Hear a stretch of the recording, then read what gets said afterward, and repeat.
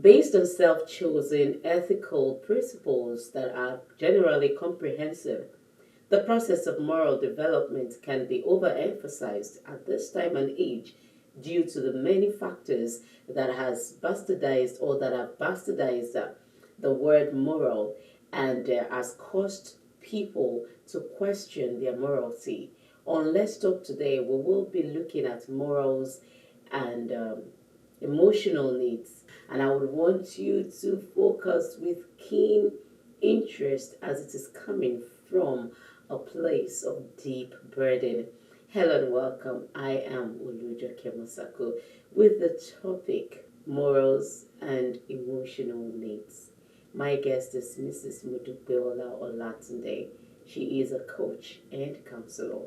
But before we delve into the program proper, I'd like to remind you to please subscribe to our YouTube channel, follow us on all of our social media platforms, and please make sure you share the videos as you get to see them so that the world can hear and see. Thank you.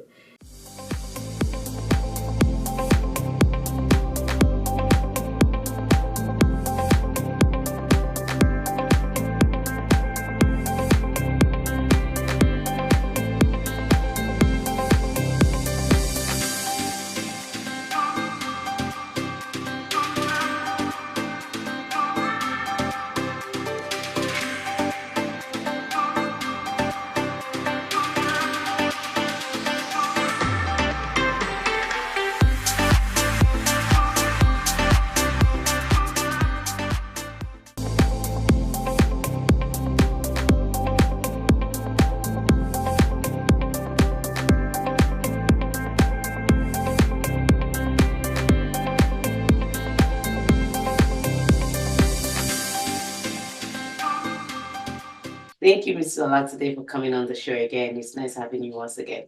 Thanks for having me. Now, please define morals and explain what you understand by emotional needs. Morals, I will go a little bit deeper on that before I go into emotional needs. I define it as an act of relating to principles of right and wrong or wrong in behavior. I could have it again as conforming to a standard of living. There should be a standard of living that is accepted generally, conforming to that standard. And I'll say it again, morals or morality can be seen as the set of standards that dictates what it is right or wrong in terms of behavior. When there is a definition like this, there are things that are expected of you as an individual. It is an act of relating to principles of right and wrong in behavior. We have different ethical codes guiding different professions. It could be different in an organization from another, but we have different guiding different organization, conforming to a standard of right behavior. I am laying emphasis on this definition to lay my foundation, conforming to a standard of right behavior. So there is a behavior that could be termed as right, and there is a behavior that could be termed as wrong, unacceptable. I have here examples of morality, which includes being honest. When you see individuals that are honest, people will say of such a person, she has high morals. Treating others with respect. We have people that just treat others like a piece of trash. They don't care what happens. They don't care the aftermath of what happens to such an individual with the way they treat them. Helping those in need is another good form of showing your level of morality. Respect. treating others with respect, helping those in need, adhering to laws and social norms. It takes someone with good morals to obey the traffic law. Yes, I lived in Lagos State before I moved down to Ogun State. And when I came to Ogun State, I was like, oh, wow. You see, there are lots of things that would not happen in Lagos State that people just do here in Ogun State. But you dare not disobey the traffic laws in Lagos. You will pay heavily and go through different kind of frustrations. So because you do not want to go through that, you will behave yourself the way you should. I have here 5 morals known as moral foundation. I have here as and care. I have here as fairness and reciprocity. I have here as ingroup and loyalty.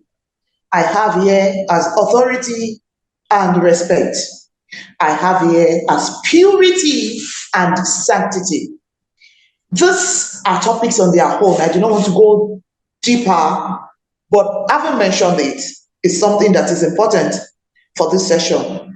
But these 5 morals, known as moral foundations, comprises of the building blocks of morality, regardless of our culture. I love that. In some parts of the country, it is assumed or believed that when an elder is talking to you as a younger generation, you dare not look into the elder's eyes. You dare not lift your head up. When some individuals does that, they see them as one that lacks morals. But as a growing child, my father would say to me, if I cannot look into his eyes while I am trying to express myself to him, that means I am not being sincere. That means I am not being truthful. So for me, growing up in my house, in my family, I was told to be bold and confident while growing up. But culture is seriously against that. My father would say, if you sincerely mean what you are saying, look into my eyes. The moment you cannot look into his eyes to express yourself, it is assumed that you are not saying the truth. So as far as culture is concerned, in that direction, it contradicts one another.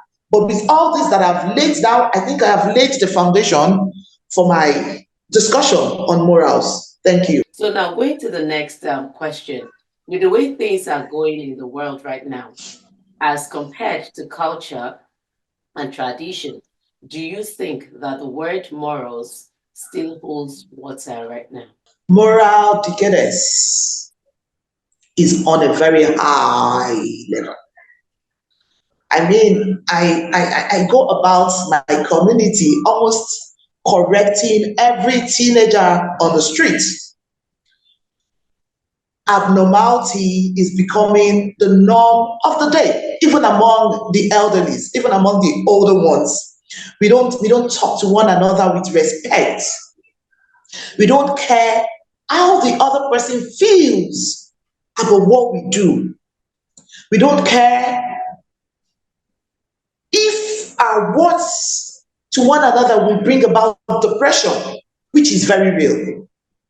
We don't care if our words would build or destroy the other person we are using it on. We just do our things like nothing is at stake. It is really getting terrible. When you started the session, you started with everything being bastardized. I love that English. A lot has been bastardized. When we were growing up, a whole community trains a child. A child is the responsibility of a whole community. Everybody is after the well-being of the child. But now, no. Contrary is the case. It is an act of, it's none of my business. She's not my biological child. And so when we see our children or other children going astray, we tend to close our eyes to it, especially in this part of the world that I am. I wouldn't know if in other parts of the world, if others see other people's children as theirs. But as a coach, as a girl child advocate, as a teenager's coach, I see it as a point of duty to correct younger teenagers around me. It doesn't have anything to do either I am your mother biologically or not. For the fact that I am a coach, I am responsible. I am responsible to you. I don't know if I have the opportunity to define emotional needs now or I could still hold on. Thank you. Well, you should have. I was supposed to speak about that earlier, but because of my yes, yes. I'm sorry. Let me quickly delve into it. I have emotional needs here as the feelings or conditions that we need to feel happy. I love that definition. It is a feelings or a condition that one needs to feel happy, fulfilled, or at peace. You see, this definition makes Modupeola. I love to do things that will make me feel happy. I love to do things that will make me feel fulfilled. I love to do things that will make me be at peace with myself. You see, this feelings builds my daily routine. When I feel happy from the beginning of the day, when I feel fulfilled at the end of the day, when I'm at peace with myself at the end of the day, you cannot trample on my emotions. My self-esteem cannot be dragged on the floor. Then I can hardly have depression. I can hardly get depressed. Personally, it works for me. According to this, some things makes your emotions, some things makes you get emotionally balanced. Feeling appreciated, feeling accomplished, feeling safe. You don't have to have so much money. You do not have to live in a mansion. You do not have to have fleet of cars. Once you feel appreciated, you do little things to people, they appreciate you. You feel accomplished with what you do, and you feel safe. You're good to go. I have 5 A's here that are attached to your emotional needs. Attention, acceptance, appreciation, affection, and allowing. When you're accepted in a particular place, either your place of work, either your place of worship, either your community, you feel elated, you feel important. You appreciate yourself, and so it determines how you feel. Your feelings have a lot to do with the attention people give to you. When you feel accepted in a place, you will want to do more. You will want to unravel. Emotional needs is a craving that, when satisfied, leaves you with a feeling of happiness and contentment. I'll say this again. Emotional needs is a craving that, when satisfied, leaves you with a feeling of happiness and contentment. You will be contented. It does not have to do with what you have in your bank account. It does not have to do with the kind of house you live in. It does not have to do with the kind of car you ride. There will be contentment. There will be a high level of contentment. To an extent, people will think you're proud when your emotional needs are met to an extent. I have here. For some, it is respect. For some, it is acceptance. For some, it could be trust. For some, it could be affection. For some, it could be sexual fulfillment. I'm going to dwell on that. I'll come back to it. For some, it could be honesty. How much can you be trusted? How much of your words can be trusted? When you say something and people delve into what you have said, can you be trusted? Emotional needs has a lot to do with that. It will affect others. How truthful you are. For some, it is family commitment. How much commitment do you have for your family? How much are you committed to your family? This need, the need to feel physically desired, security, prioritization. You don't take your job over people you should give attention to. You don't place your job over people you should care about. You don't place your job over people you should show love to. Quality time for some people means a lot. And sometimes there are ways to connect to an emotional level. The first one I have here is compliments. I have here showing commitment. Another one is showing interest. Another one is being thoughtful when relating with others. Learn to listen. Show your independence. Don't make people feel without them you cannot exist. Show your independence. Prove it to people. Don't talk down on how others show their emotions. You see, this has made some people ended their lives. When they try to express themselves, others just shut them down. Now it goes. Break, and then we'll come back to continue from where we Okay. Thank you so much. Okay. We'll see you in a bit.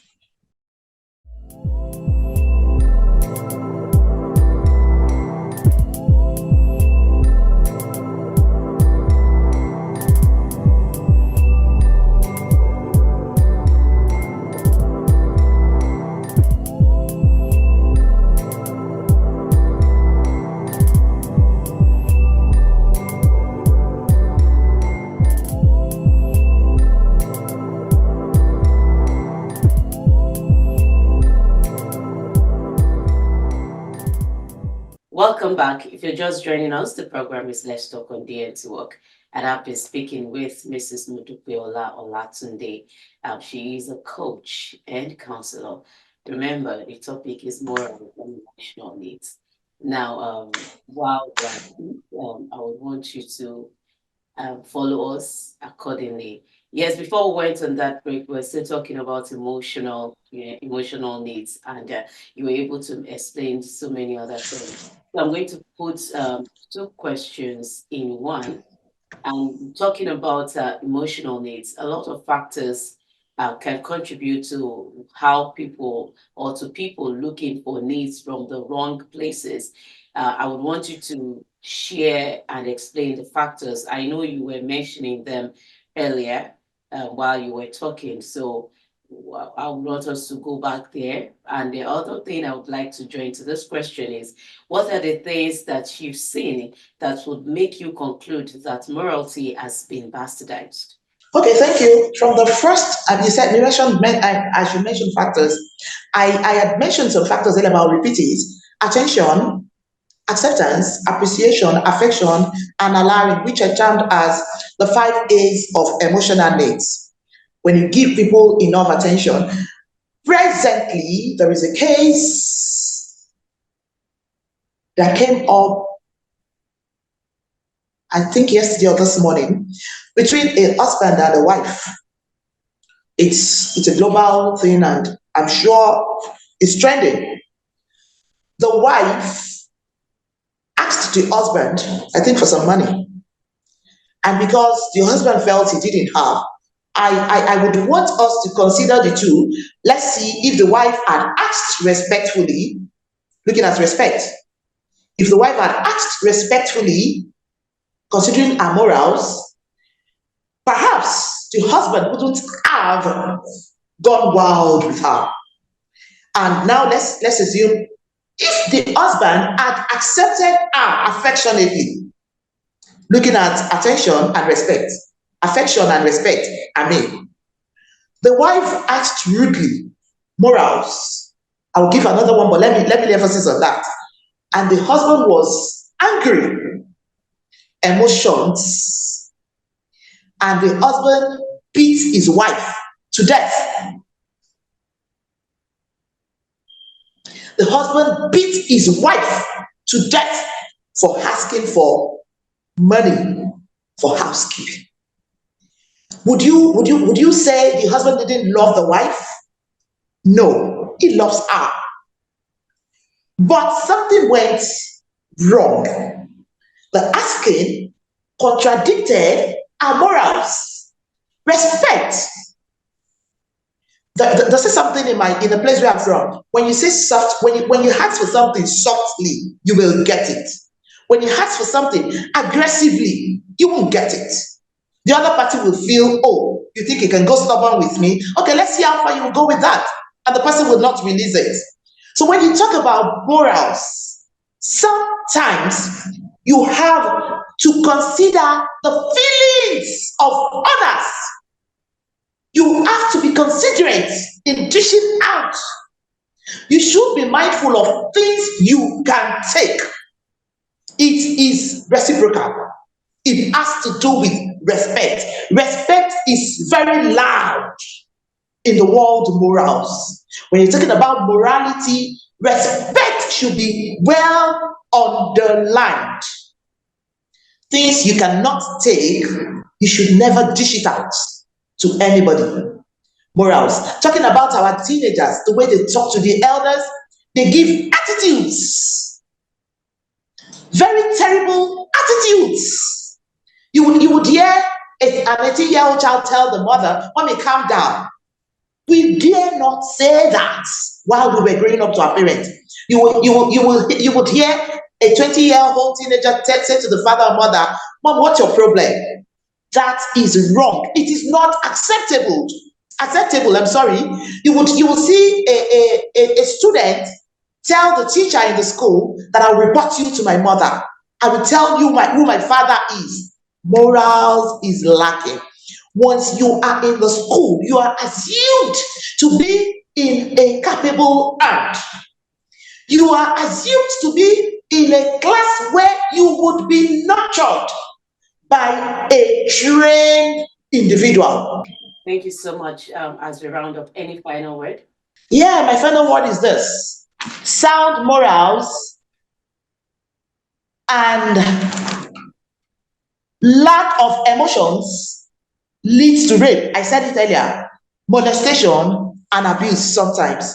I would want to beg everyone, I would want to employ us that for our morals to corroborate with our emotional needs, we should be mindful, we should be deliberate, we should be intentional about ourselves. The pressure is real. No, that is true. The pressure is real. Do not allow anyone trample on your self-esteem. Yes, you are morally sound. Guide your feelings with everything that you've got.